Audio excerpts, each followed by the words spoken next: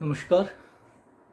हम आगे कंटिन्यू करते हैं Protestant ethic and the spirit of capitalism पे मैक्स वेबर के विचारों को।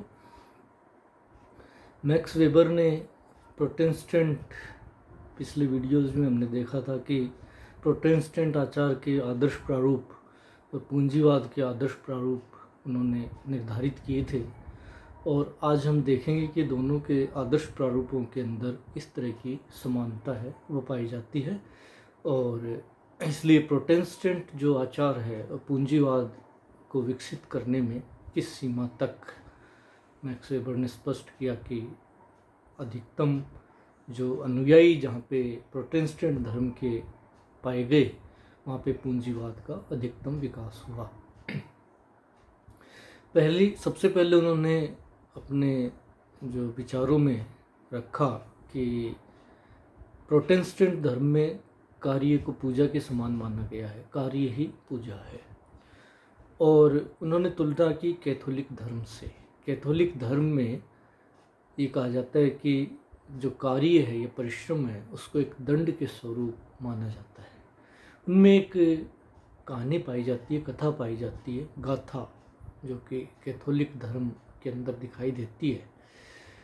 उसमें ये कहा गया कि आदम और ईव जो थे वो स्वर्ग में रहते थे, और स्वर्ग में उन्हें जो स्वर्ग के देवता थे उन्होंने एक अच्छे और बुरे फल के और वृक्ष के फल खाने से उन्हें मना किया था। एक वृक्ष था जिस पे अच्छे और बुरे के फल लगते थे, और उन्होंने ये मना किया था कि ये जो है वो फल ना खाए जाए।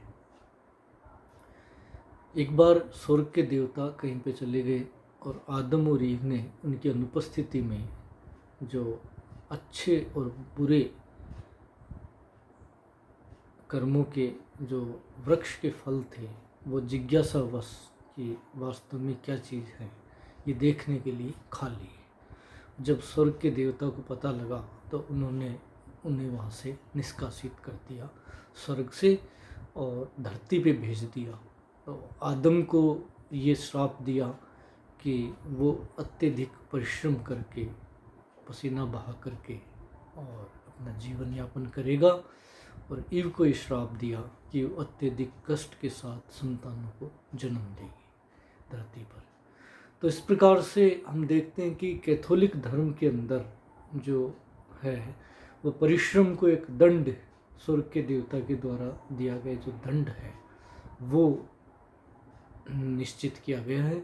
जबकि प्रोटेस्टेंट जो धर्म है उसमें परिश्रम को पूजा माना गया है, अर्थात कार्य ही पूजा है, कार्य को पूजा के रूप में स्वीकार किया गया है।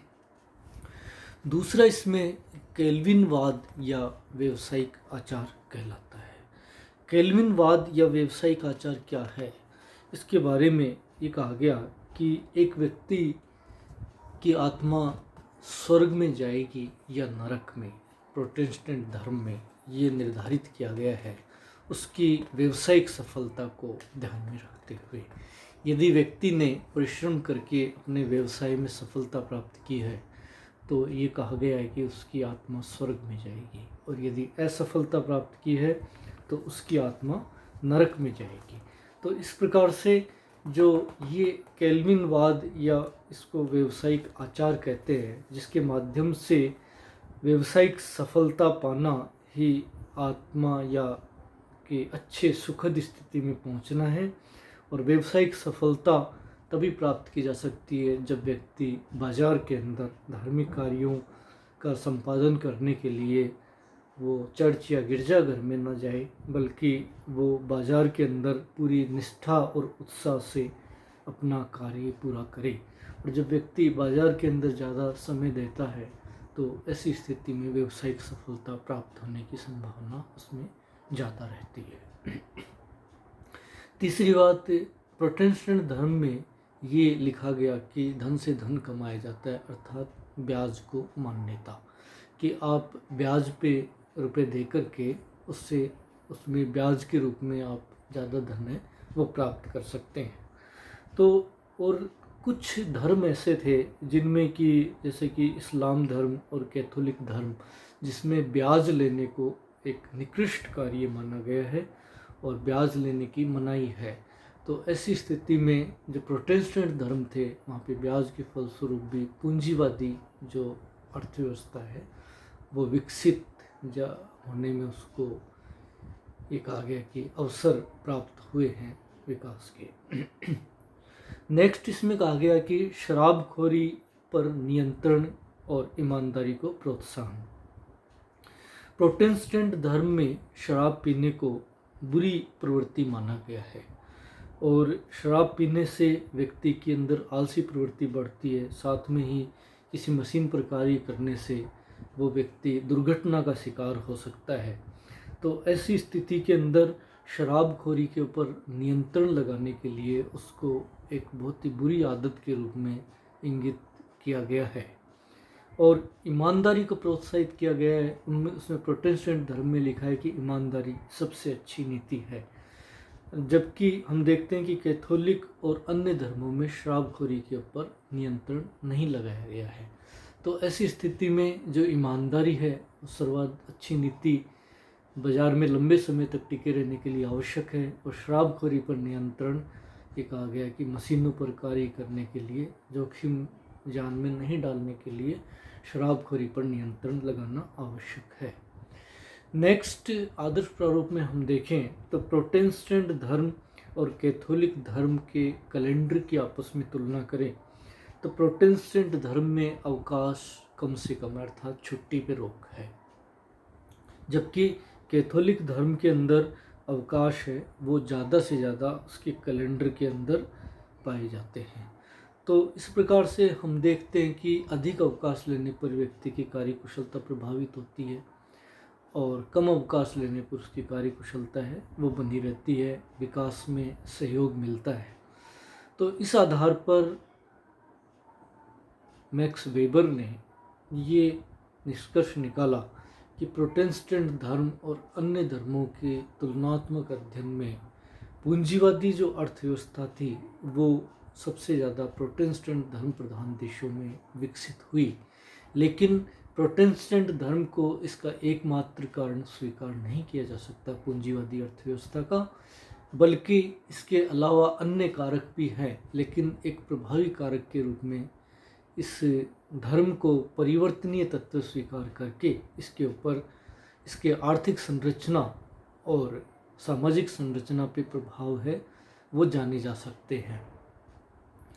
और विभिन्न धर्मों के बीच में पाई जाने वाली जो अर्थव्यवस्था या आर्थिक विचारों से संबंधित जो बातें हैं उनका तुलनात्मक अध्ययन करके ये कहा गया कि ये पता लगाया जा सकता है कि किन किन धर्मों के अंदर जो धार्मिक विश्वास हैं, ये बातें हैं, उन्होंने अर्थव्यवस्था या सामाजिक संरचना को किस प्रकार से प्रभावित किया है।